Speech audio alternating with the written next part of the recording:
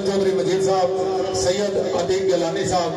सैयद मंजूर अहमद शाह बड़ाली ना तलक इन पुरानी याद मुताबिक एक दो बंद और उसने तो बाद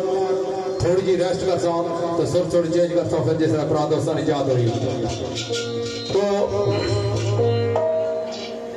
बिलखसूस मेरे भाई चौधरी बरकत साहब और बड़ा रियाज चौधरी हसन और चौधरी साकिब और मेरे भाई राजा अजमल साहब